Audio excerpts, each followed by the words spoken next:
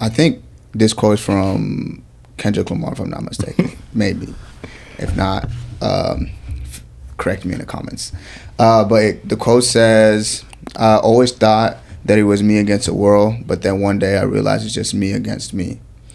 And yeah, literally, like, this quote, just hearing that quote really resonated with me, because I've been in that phase of life as well too, where I was just always focused on what the next person thought about me or what I was going on with my life and stuff like that. So I was always like, what is she thinking? What is he thinking? What am I doing that's wrong and stuff like that? Or like, what does the world think about me? And then you get stuck in that phase where you're always trying to, I guess, more of like do things for other people versus yourself.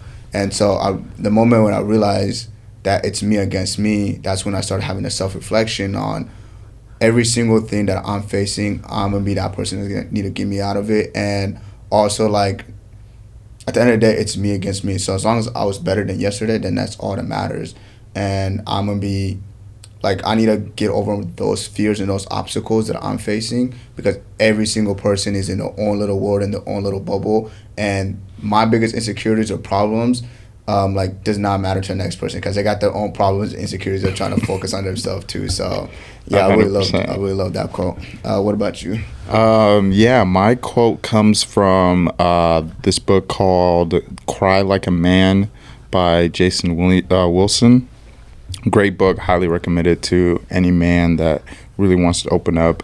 The quote goes that, sadly, a man's concerns are heard as complaining, just as a dog's barking is annoying when no one sees trouble.